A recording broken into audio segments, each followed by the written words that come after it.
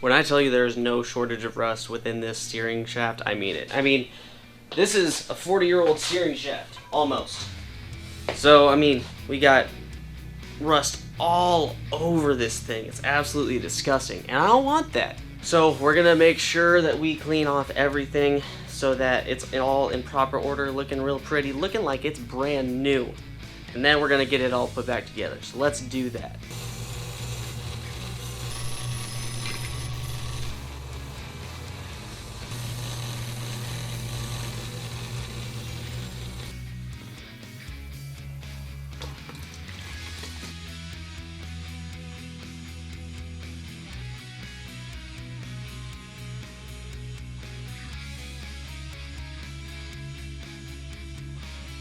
Alright, got everything cleaned up with the wire brush, and now I'm going to prep these guys so that we can paint them with that Pour 15. I'm just going to go over it with some sandpaper so that we can make sure that the paint really sticks to it, and then I'm going to call it a night, let this stuff dry, and then we're going to worry about getting everything put back together.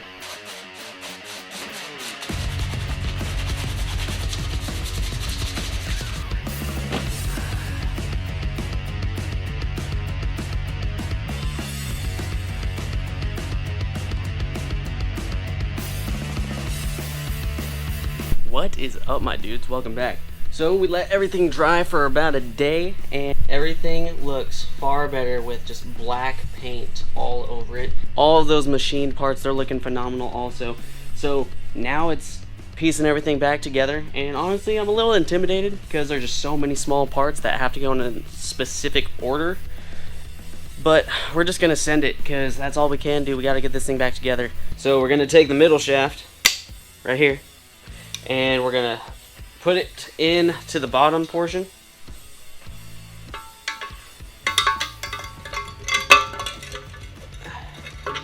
And for now, it's just gonna hang tight. All right, so now we got this guy. I probably should have cleaned him off a little bit, but whatever. Gonna slide this guy on here and just throw him down there because we don't need him. Okay, now we have the gear selector. So this guy has a groove right here, and it's gonna go on to this groove right here, just barely though. Okay, so now that we've got that barely on there, like I said, I'm gonna take this washer here, and he's gonna hang out right there. Now we're taking this guy, and this guy, he goes in like so. So we're just going to take it at an angle and get that guy on. Now that we have that all aligned, we're going to press this guy down. Okay. And press down once again. It might need some persuasion. Alright, like I said, persuasion. Alright, cool. We're taking this washer, put it on that intermediate shaft. Ooh, that sounds fancy. That's what we're gonna stick with. And then we're gonna put this clip on there. I'm almost there. Just there we go. So now the basis of this guy is on there where we need it to be.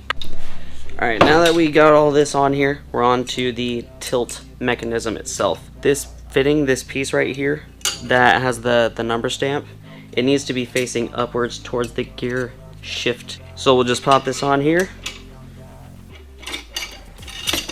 center it if you need to,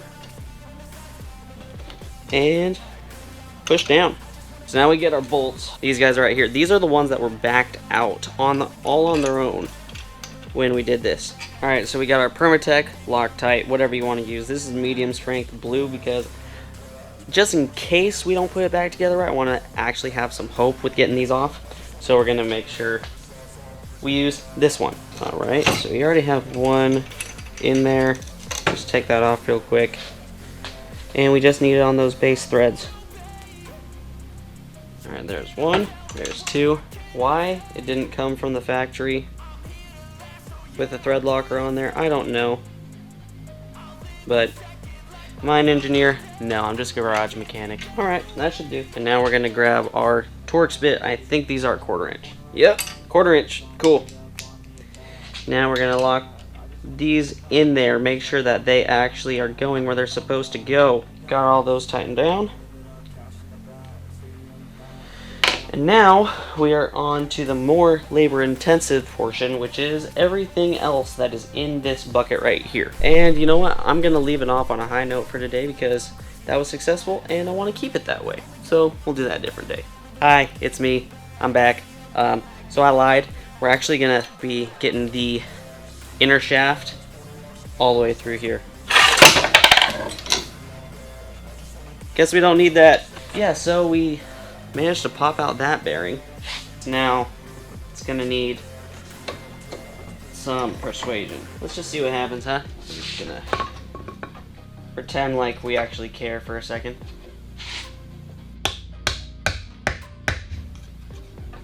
Oh, that actually worked quite well. I think we're gonna do that some more. With the proper tools anyways. Alright, I figured out how we're gonna do it. Gonna use the good old impact. We're gonna massage it on there. That'll do, donkey. That'll do. Alright, now we get to put this clip back on again.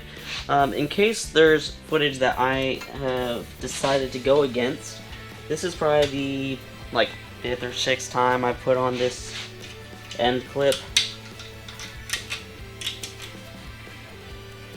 Hopefully that's the last time. Alright, now that we've gotten everything on here, we got the end of the shaft looking great, we got the top of the shaft looking great. This is just a really nice looking shaft.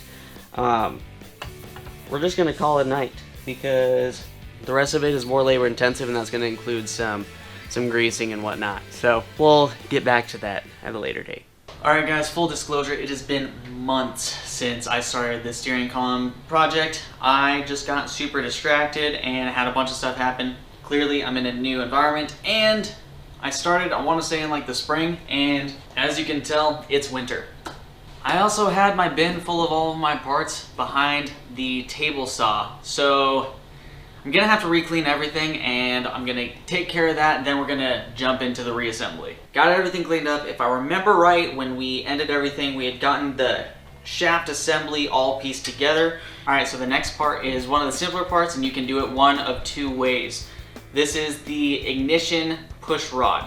Now, you can either put it in position and then put the actual switch in place to hold it in place, or you can use some grease to kind of hold it in place. That's what I'm gonna do because I want to deal with all the switches and electronics at the end. We can see here underneath this eyelet there's a groove that the ignition push rod goes into. So we're gonna just set it in place after there's some grease in there, and then we're going to lay our column upright with both rods going topside. All of the moving parts that I have in here I'm going to be adding grease to because I want things to operate smoothly, you know? Insert from the top, try not to make a huge mess.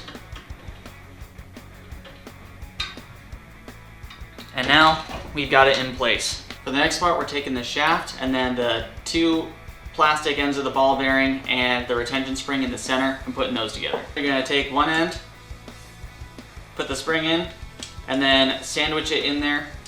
There's a groove so you can know that you're in the right spot. Then we just go in and spin it, and now it is locked in place. Just gonna take a little bit of bearing grease, put it on our shaft here, get it nice and lubricated. And now at a 90-degree angle, we're just gonna pop it in. Just like that. Super easy to do that part. I've got the shaft moved out of the way for the time being because we're gonna be working on the upper inner assembly. This is what has the ignition lock, the tilt mechanism, all of that jumbled in here. So this portion right here is for the lock cylinder itself, and this is the spring that engages the push rod here. Here it is all the way hooked up so that you know what it looks like. You can wait to put the spring on there until later to make things a little bit easier for you. I just want to keep everything intact how I have it. Okay, so here we have the sector drive gear as well as the ignition cross section shaft, whatever thing. We're gonna take the socket, put it down here, and rest the sector drive gear on that as we put the pin in. You're gonna put the smaller end into the hole. I've got that lined up. So now that we have it lined up, just gonna take a brass punch and tap it in. It shouldn't be flush, it should be protruding a little bit. So this is what it looks like when we have it in there the way it needs to be. We've got that end of the shaft protruding just a little bit, and this is what it looks like on the other side. So now that we've got the ignition portion set up, there's one last part, and that is with the sector preload spring. Right next to the sector preload gear, if you look up this direction, we've got this ledge right here. You just take it and pop it into place, and you're good to go. Super easy, super simple. Now that we've got that taken care of, we are gonna get to those ball bearings. So on the housing itself, there's 14 ball bearings that go in on the top side and 14 ball bearings that go on the bottom side. This is what holds your ball bearings in place. There's a lip on the bottom end, and that's what you put inside here. So just gonna shift it around a little bit. And now it is in place. So I'm gonna put some bearing grease on there to hold those in place and hopefully not lose any of my 28 ball bearings. The ball bearings themselves you put in from the outside, and then they should sit in place right there. I'm just gonna do a few at a time and then put some ball bearing grease on there to keep them held in place. Because seriously, I really don't want to lose any of these.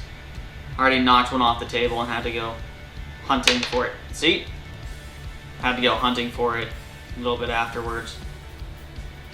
And they are not easy to find. It's scary to think that was the easy part of this portion. Whew! Alright, one down. Now we got the other side to go.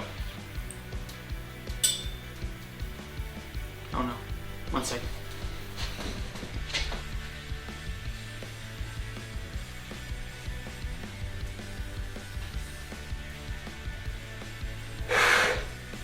I found it. Just gonna put the bin underneath me in case this happens again. Hopefully it'll catch something. Or hopefully I just won't drop anything. So now for what is considered like the hardest part of this. So what we're gonna do is we're gonna take the base of our rack and pinion setup for our ignition lock. I'm gonna use the rear end of the shaft here. Gonna push that all the way down. Okay, and we want this hanging in this lower position. Now we're gonna take the rod, our high beam indicator, which is the one that has the hook end. We're going to face it upwards and put it through this triangular portion here. Then it's just a lot of praying. We wanna get this guy over like so. Now that's in position. And once we do that, lift that lever.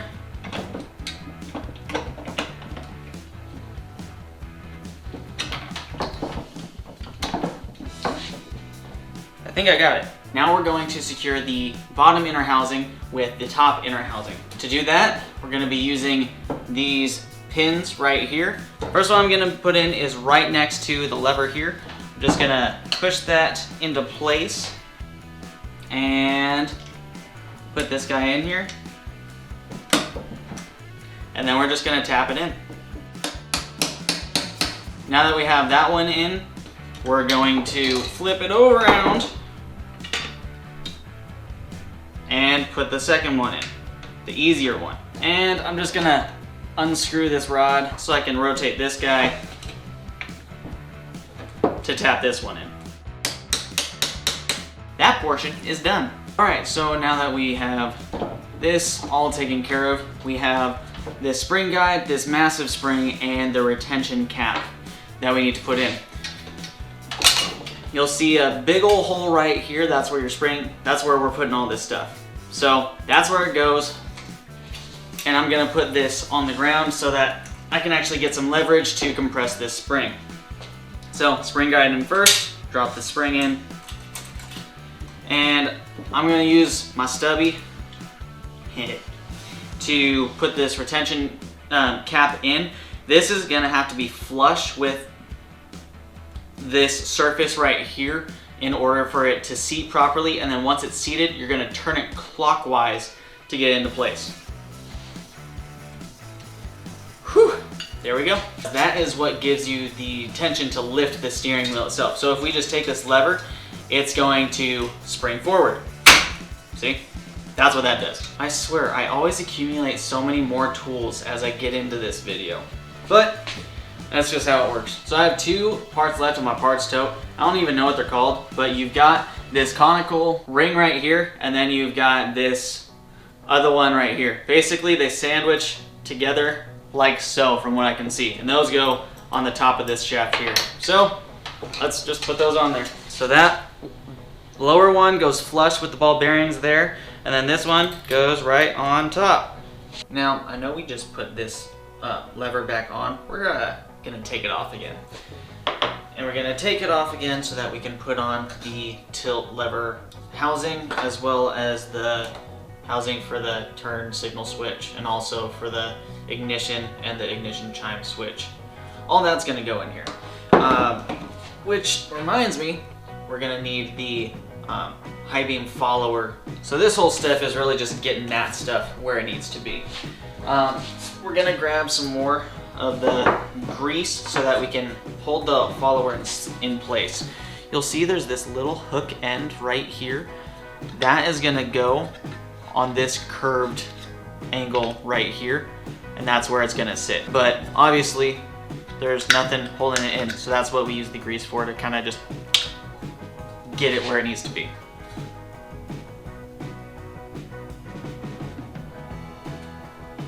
Yeah, that works. We know where the slot is for our tilt lever, and that's going to go right about here. So let's get these things in place. Now that we have that in place, it's time to put this in place.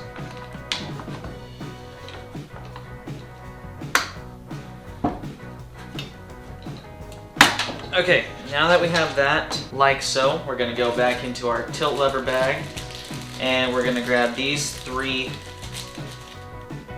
screws here. They're a T30 Torx bit, and there's 3 holes that we're putting those into.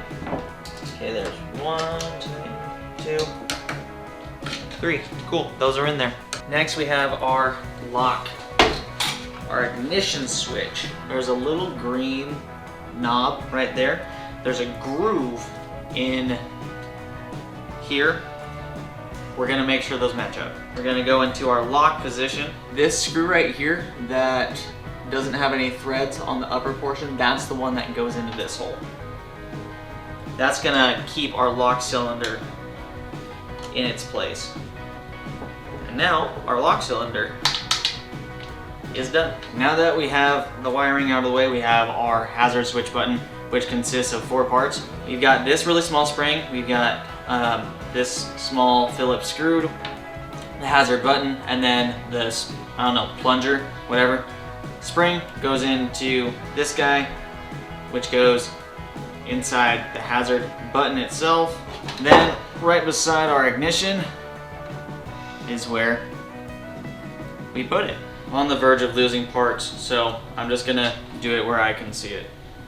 Sorry guys. There we go. Works for me. Alright, this next part's gonna be all kinds of fun. The next 4 parts that we're gonna be using are the preload spring, the cancel cup, this, I don't even know what you call it, and then the lock washer. In order to install it, we're gonna be using this guy. If you don't know what this is, check out the video where I took everything apart, and then you'll know what it is. But this you can pick up at your local auto parts store. Alright, so we're gonna take our preload spring, drop it on our preload cup. Then we're gonna take our cancel cam, we're gonna set that on there with the knob right here facing up.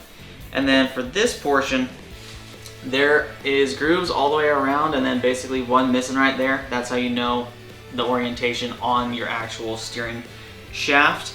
And then this knob goes through this figure 8 right here. So get that lined up. Before we put our tool on, we're gonna take our lock ring and just place it on here, just so it's past where we're screwing our tool onto. All right. It's pretty easy when you got the right tool. And there that is. All right, we got the lock ring on there where it's supposed to be. Now we can just take our tool off. Now we have the lock plate cover. You'll see on the inside here, there's a little half moon notch. That also goes into that figure 8 on the lock plate. So let's put that where it needs to be. And that is how that should be. We're going to put on our gear selector. So first and foremost, we need to get the pin in place. There is a lip on one end and there's a recess on one end for that to go. So we're just gonna stick that in there. Now there's a notch on this end of the gear selector lever and there's a spring in there. So basically, here's your spring. You're gonna notch it and then push it down and that'll get it lined up where you need it to be.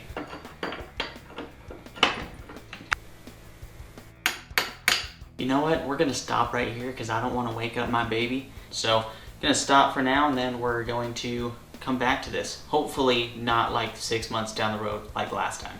All right, so it is the next day. I went out to the auto parts store and got myself the turn signal lever. You can get the GM authentic ones and those are like $160. I'm not about to spend 150 bucks on something like that. So this one just says made in China on the back and I'm gonna live with that.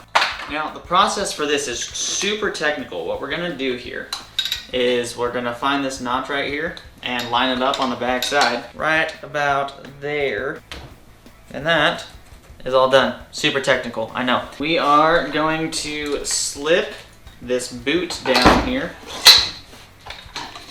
That's why we put it on earlier. That way we can have things looking nice. Now that we have this guy on here, we're gonna be putting the wire protector on there. This one goes with the neck end towards the top of the steering column. So, just gonna put these wires in here, then we slide it up, and now those wires are protected.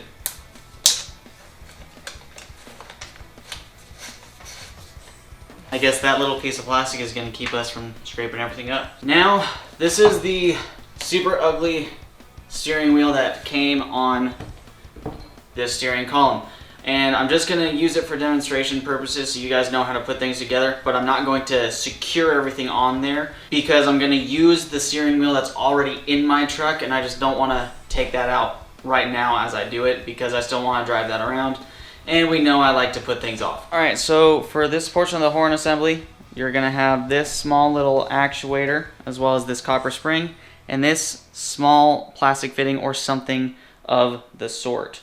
So we're going to put it in this tube here, starting with the actuator and the spring in, and we're just gonna put it in here like so. This tiny little knob that you might be able to see, we're going to push it in and then rotate clockwise and it'll go into place. Sweet, that was easy. Okay, now looking at this hole right here, we are going, actually this big hole right here, we are going to place that over our horn. So that goes on like that. Now we take this spacer and line up the holes with these three right here.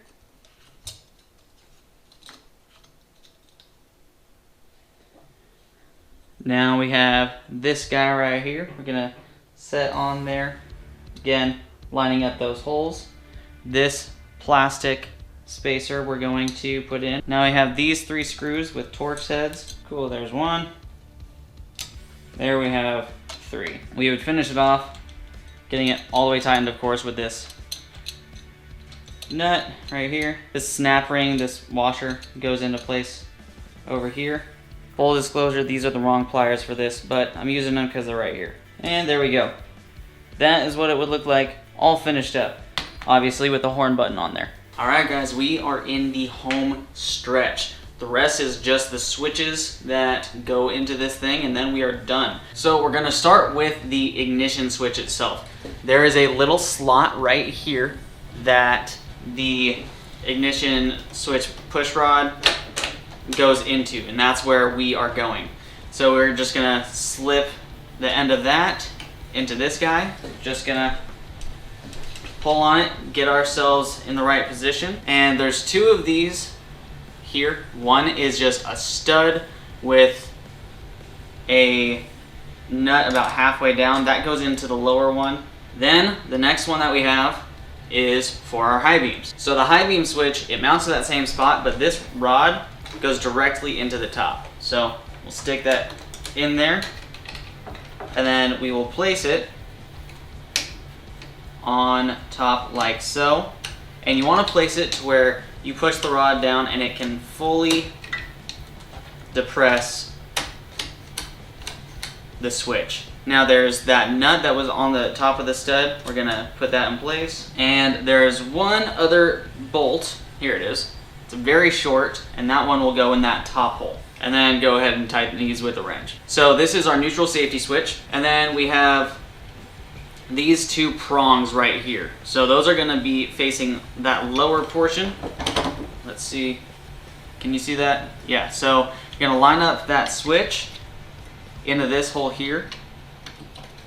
Make sure it's where it's supposed to be, and pop it in place. And finally, the last piece that we are putting in here is our tilt lever, because you know, this thing has gotten more action than any other piece on this build. So just gonna screw it in like so, like we've done so many times before. And that finishes up our build. That is one nice assembled steering column, if I do say so myself. While I did this rebuild, there was a PDF that I found online, and it was super helpful for me, so I'm gonna link that in the description if you guys are more visual and you just want to look at it piece by piece instead of watching this video. But I guess we're at the end now, so you've already watched the video. Sorry. I will be putting this into my Blazer. I'm hoping that's gonna help some people out too, going from an older steering column to one of these newer ones that has the wipers and everything on the dash. I've got some wiring to do, so I'm gonna put that together. Hopefully it will help other people out there. If you guys thought this was beneficial, please like, subscribe, share it, get it out there so we can help other people. That was my ultimate goal with this, is just to help people who are in the same boat as me, who want to do a full rebuild or they want to do a swap on their own. Anyways guys, this has been a long journey, but you know, I've learned a lot through this process. It's really cool to tear something down and figure out how things work and go together. So this was pretty cool, and I highly encourage you to do this on your own if this is the kind of project that interests you. Y'all have fun, be safe, make good choices. Have a great day.